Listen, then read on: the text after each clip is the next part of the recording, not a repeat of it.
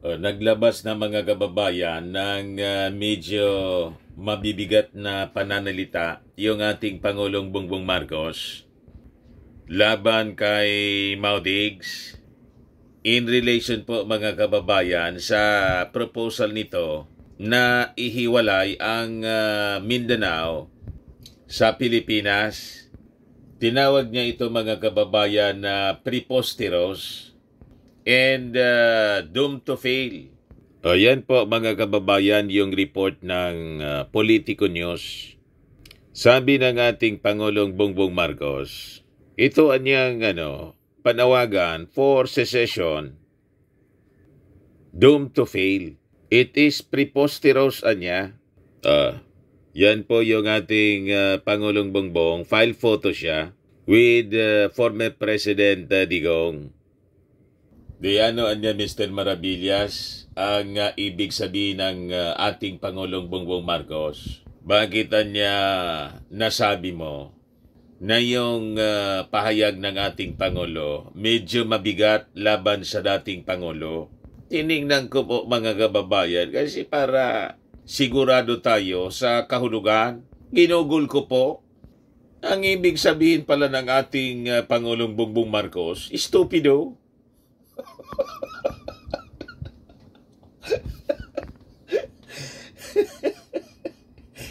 Ikaw niya, Mr. Maravillas.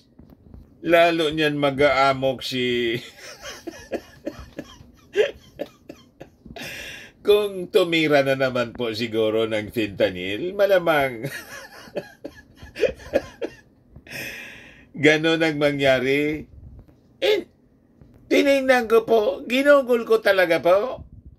Gatong ka na naman niya, Mr. Maravillas. Hindi po, wala akong panggagatong. Ako kasi, nalaliman ako. Matalino po yung ating... Napakatalino ng ating Pangulong Bongbong Marcos sa ibang bansa. Nag-aaral po. Kaya refine siya. Kung magsalita, gumagamit siya ng medyo mga... mga malalalim na mga pananalita. Hindi siya mga kababayan nagsasabi ng mga tawag dito, mga salitang kalye. Yun ang maganda sa ating Pangulong Bongbong Marcos. O dahil po sa lalim ng kanyang pananalita, napilitan ako na i-check po, i-google.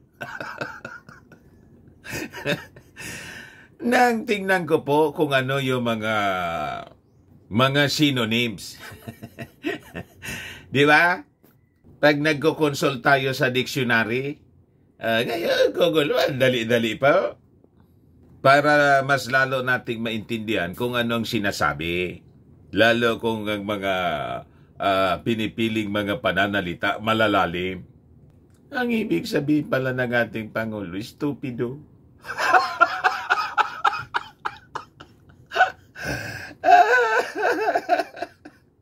Di niya, Mr. Maravillas, ang ibig sabihin ng ating Pangulo. Stupido si... di ba? Sabi ng mga askal ng mga supporters pala. Sabi ng mga supporters ng dating Pangulong Digong, genius daw ito, si Digong. Paano man niya, Mr. Maravillas, maging stupido? Yan po yung kinalabasan. Tingnan po niya natin. Gagol. Preposterous. Ang ibig sabihin, mga kababayan, ng preposterous, contrary to reason or common sense, utterly absurd or ridiculous. Ang similar term, mga kababayan, or terms, other than absurd, ridiculous, foolish, stupid. Pag sinabi mo foolish po, alam po ba ninyo ang kaulugan ng foolish? Sa Bible po, ang meaning ng pag tinawag you fool, ang ibig sabihin po, mangmang.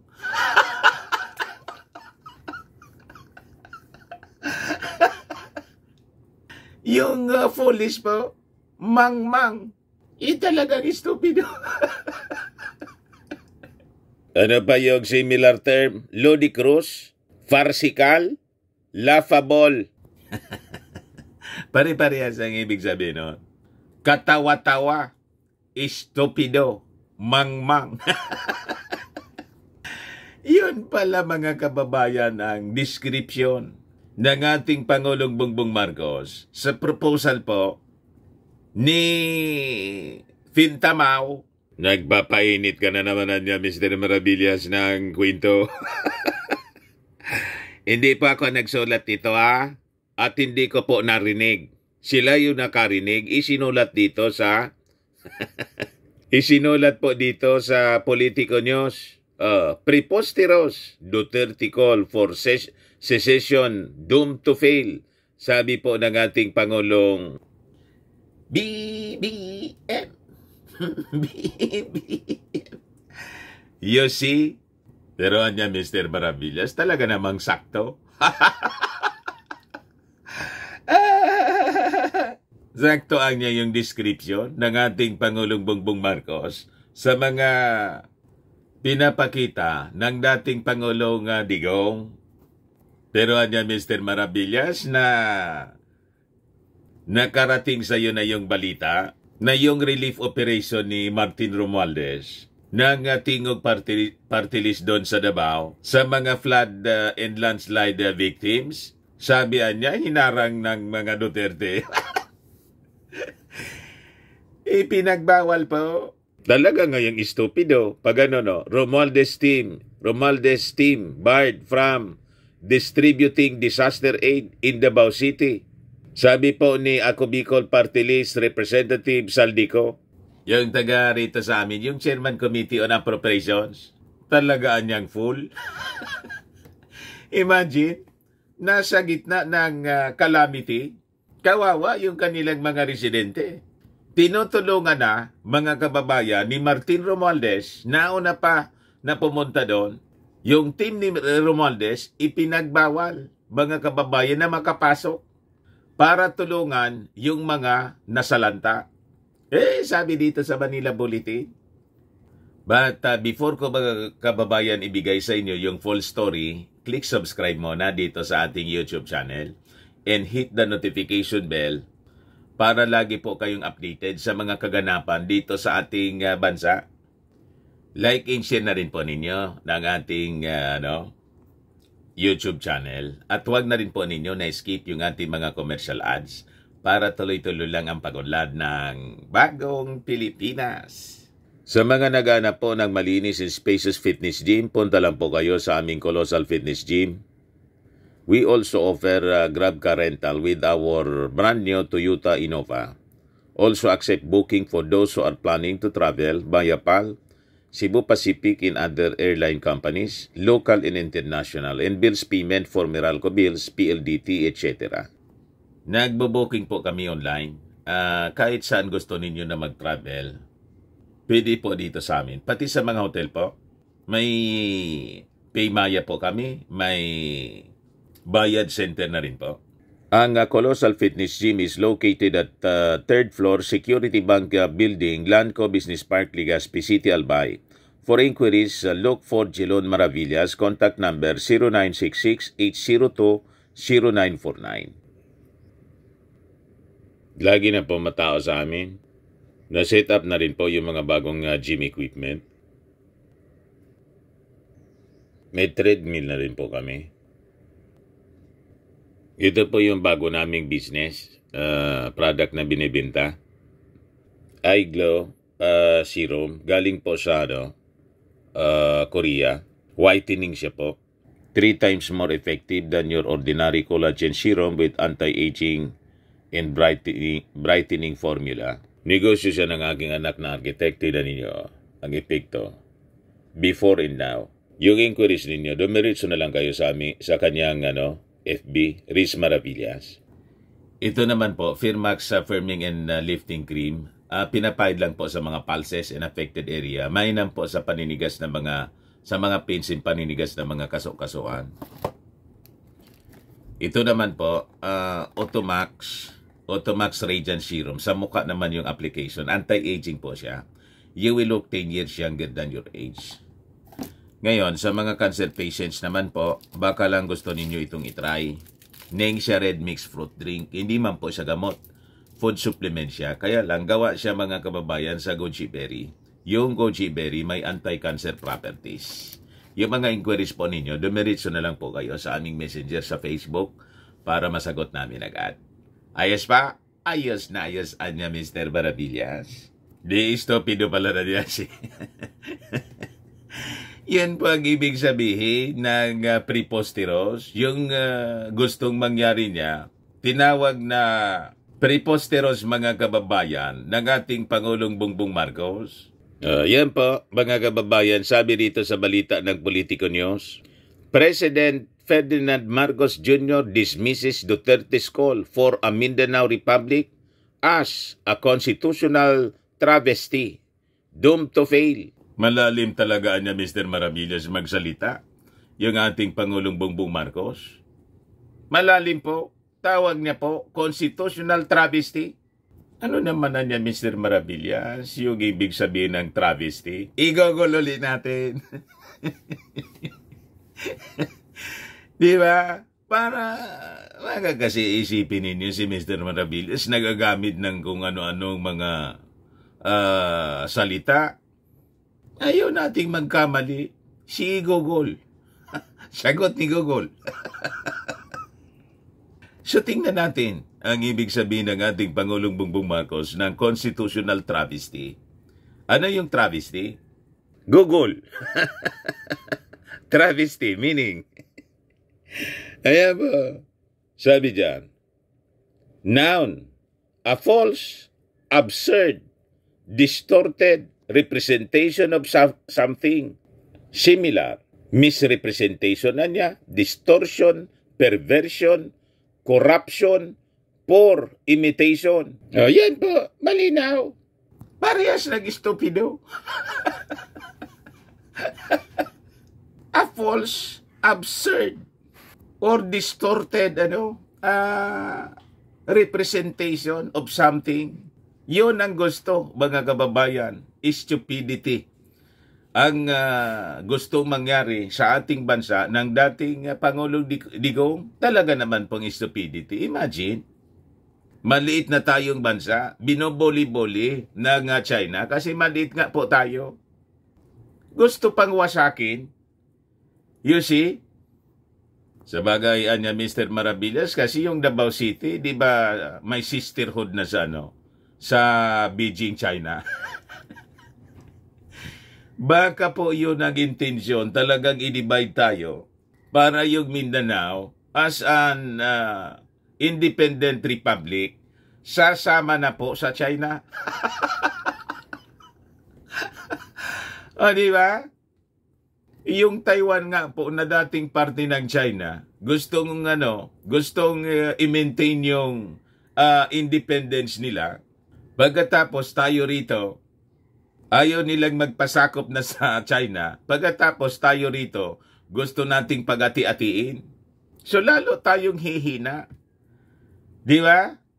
Talaga niya Mr. Maravillas, destabilization yung ginagawa ng dating Pangulo.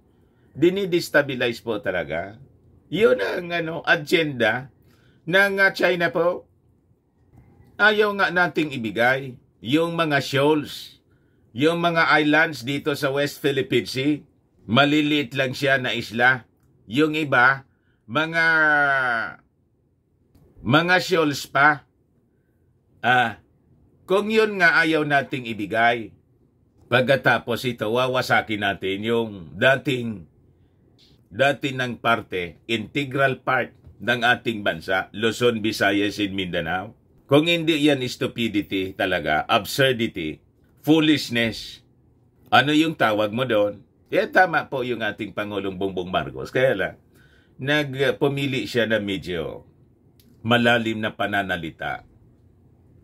Kasi di ba tayo mga Pilipino, sabi nga, dito sa amin, day mo man lamang anya kinutsara. Ano niya, Mr. Maribilla, sa ibig sabihin nun? So, medyo pananalita na disente man lang. Pero yung kaulugan, ganon pa rin. Istupido pa rin, mga kababayan, ang ibig sabihin. So, sabi ng ating Pangulong Bongbong, it is doomed to fail. Bakit alam niya? Kasi mismo mga taga Mindanao, ayaw po ng ganon. Nakipagkaisa na nga po yung dating mga nagrebelde. Pagkatapos, biglang wawasakin mga kababayan ng dating Pangulo. Ayan na. President Ferdinand Marcos Jr. argues against Rodrigo Duterte's proposal for Mindanao's separation, labeling it a failure based on false premises. Masama talaga niya, Mr. Maravillas, masama talaga niya yung epekto ng fentanyl. Masama po. Kaya sabi ng ating Pangulong Bongbong, patingin na nga niya muna. Patingin na. Patingin sa doktor. Marcos Jr. highlights the rejection of Duterte's idea by Mindanao leaders emphasizing existing local autonomy. The President warns that pursuing separate Mindanao violates the Constitution and threatens the unity of the Philippines. Yan man po talaga ang sakto na description nito. So it is doomed to fail. Kasi walang support. Ang pumapalakpak lang po si Pantaleon, yung kanyang dating executive secretary na dating pari. Tapos po mga kababayan, sina Panelo at Roque. Pero si Panelo at Roque nga po, nag-aaway na rin. Nilabel pong fake news yung sabi ni Roque. Fake news niya si Ari Roque. Sabi ni Panelo, nag-away-away na sila. Kahit nga si Bongo, sabi ni Bongo, no ICC warrant for Duterte's arrest. Sige, man lang panggatong po ni Ari Roque. Aaresturoy na niya anytime. At yung dating Pangulong Bongbong, Digong niya, nagsabi sa akin, hindi siya pauling buhay. Nagsalita ulit po si Digong sa interview niya ng UNTV. Babarilin niya daw yung mag-attempt na mag-arrest sa kanya. You see? So sabi dyan, mga kababayan, at the Constitution Day held at Makati, Shangri-La, in Makati, Marcos Jr. said Duterte's Mindanao Republic would not succeed because it is anchored on a false premise, not to mention a sheer constitutional travesty. Labag po sa konstitusyon yung gustong mangyari ni Digong. Mindanao leaders, including those in the Bangsamoro Autonomous Region in Muslim Mindanao, have rejected this preposterous proposal, meaning estupido. Yan ang sabi ni preposterous. Stupid proposal. Para madaling maintindihan po. As genuine and effective local autonomy already exists throughout the country, according to the President. I strongly appeal to all concerned to stop this call for a separate Mindanao. This is a grave violation ng ating konstitusyon. You just imagine, dating Pangulo po, tapos naturingan pang abogado. Sa bagay, sabi niya mismo, nung panahon na presidente pa siya, sa mga speeches niya, pag naiimbita sa kung saan-saang okasyon, nagyayabang siya na yung mga bright down na mga sekretaris niya, mga kaklase niya, yung iba, nagawa niya, 75 lang niya ako, 75. Pero sila, mga trabahante ko. What? Ganon, mga kababayan, tinuturo palagi nun, si Lorenzana, bright niya yan. Kaklase ko niya yan. Tapos yung transportation secretary, ano na nga yung pangalan nun, yung transportation secretary niya, mga kaklase niya, mayayaman niya at matatalino, mga magna cum laude niya yan. Pero trabahante ko niya. Ako 75 man lang sa law. Pasang awa. Ayun yung mga pagyayabang ni dating Pangulong Digong. So sabi ng ating Pangulong Bongbong, hindi ito ang bagong Pilipinas na ating hinuhubog. Bagkos ito ay pagwasak mismo sa ating bansang Pilipinas, said Marcos Jr. Tama po. You just imagine yung gustong mangwasak po, imbis na buuin at palakihin, mga kababayan, dapat nga po yung ating teritoryo na lalo pat gustong kamkamin itong West Philippine Sea, panindigan po, ipaglaban, yung mismong integral part ng ating bansa. Mindanao, napakalaking island. Gustong iiwalay. May Sabah claim nga po tayo. Di ba? So, diyan niya ba, Mr. Maravillas, malinaw itong pagtaksil sa ating sa ating bansa? Malinaw po. Ito pa yung pinakita ko sa inyo. Yung mga Romualdez po, tumutulong na nga sa mga nabaha na landslide sa kanilang lugar. Hinarang daw po, sabi po ni Congressman Saldico ng Ako Bicol. Yan Romualdez team barred from distributing disaster aid in Davao City. Sabi po yan ni Ako Bicol Party List Representative Saldico sa interview ng teleradyo. Talaga niyang may pagkadilawan, Mr. O gali pong dilawan yung mga ganon. Parang si Maruas noon, gustong agawin yung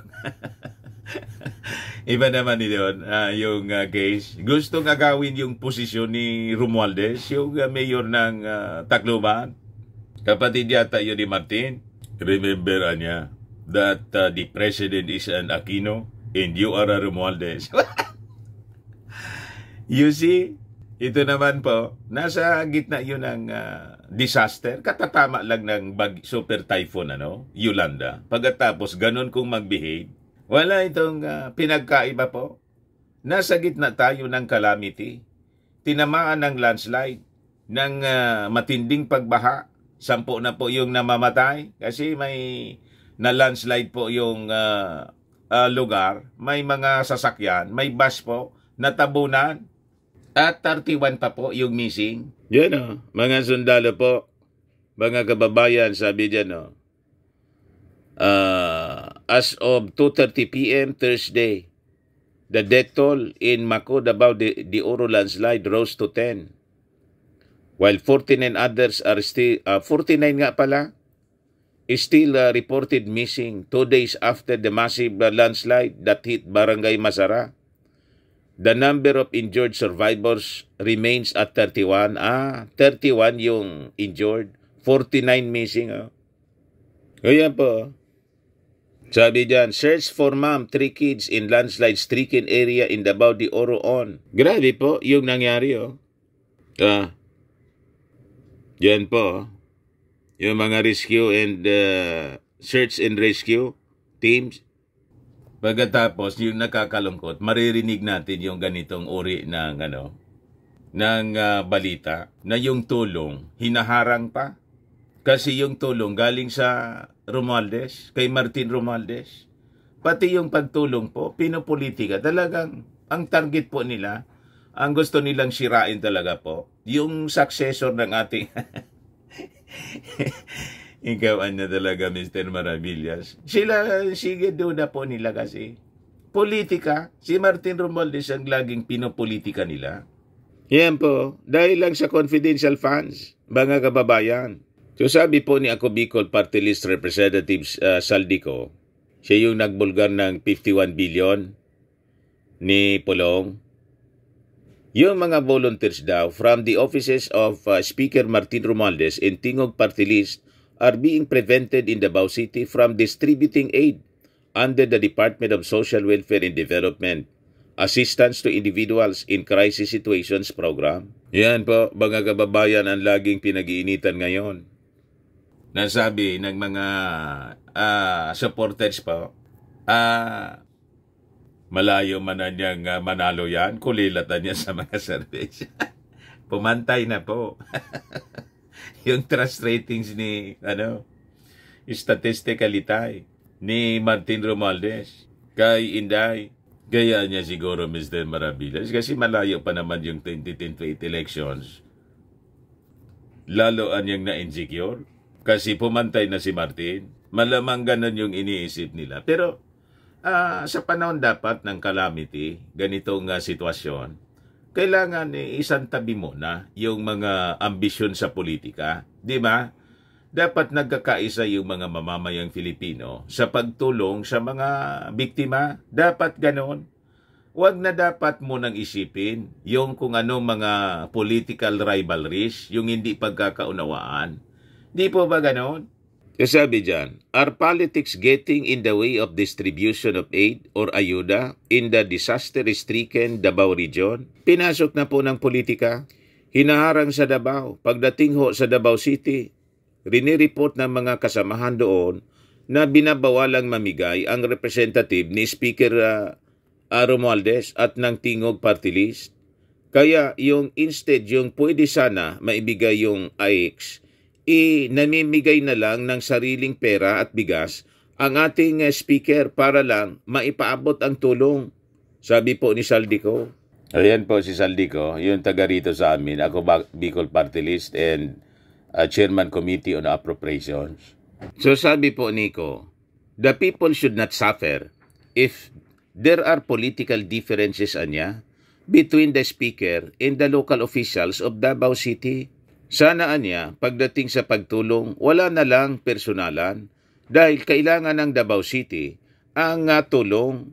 Tama po mga kababayan ng tinuran ni Congressman Saldico.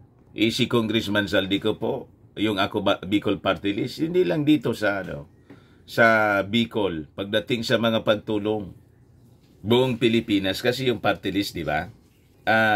Binobotohan yung party list buong Pilipinas. Ganon din po yung Tingog Party List. Kaya pumunta yung Tingog Party List doon para tumulong po.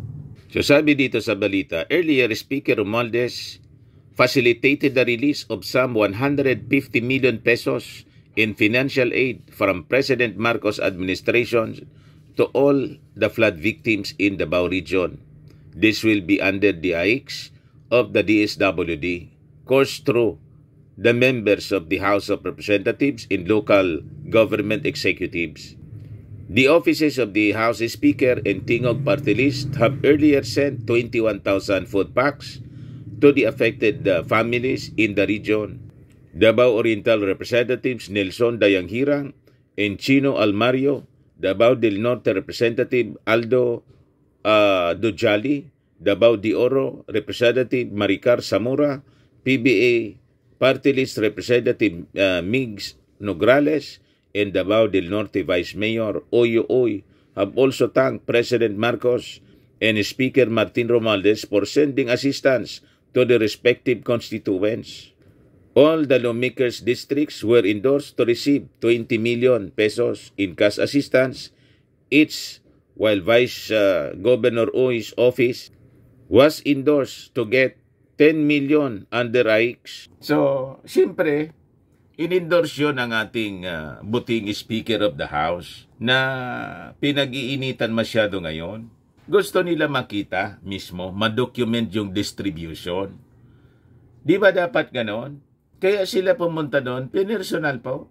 Ayaw silang papasukin po sa Davao City. Masama talaga, Mr. Maravillas, yung fentanyl. Masama po ang epekto. Kaya bala na po kayo, mga mamamayang Filipino, pagdating ng 2025 at saka 2028 elections, kung bibigyan pa ninyo ng mandato po ang ganitong uri ng mga opisyal. Pero Mr. Maravillas, ano yung sinabi mo kanina na si Senator Go mismo, kinontra yung pinagsasabi ni Harimao. Kinontra po. Talagang fake news si Harimao. Nanggagatong po ng people power. Gustong manggulo. Parang nakatira din. Sila ngayon, mga kababayan, kontra-kontra na yung mga pinagsasabi. O sabi dyan, Senator Bongo has dismissed rumors that the ICC has issued a warrant of arrest against former President Digong for alleged crimes against humanity. Sabi ni Go, wala man na niya akong narinig na ganyan or seen any official confirmation of the warrant, stressing that the ICC has no jurisdiction over the Philippines. Kita ninyo, ganun yung mga kababayan, sinasabi din ng DOJ Secretary, si Rimulya, wala man na niyang pumupunta dito sa amin. Nagko-coordinate man lang. Go said President Marcos Jr. already declared numerous times that the government would not cooperate with the ICC, which meant that the local law enforcement agencies would not recognize or assist the ICC in its investigation. Paulit-ulit na po na sinabi yan ng ating Pangulong Bongbong. At yung Solgen, tapos DOJ, Secretary, ganon din yung sinasabi. Pati nga yung PNP, nagsalita na po si Colonel Fardo, yung spokesperson ng PNP. We will not coordinate, we will not enforce. Kasi kung mayroon man, wala na tayo sa ICC. How can they arrest without coordination with local authorities?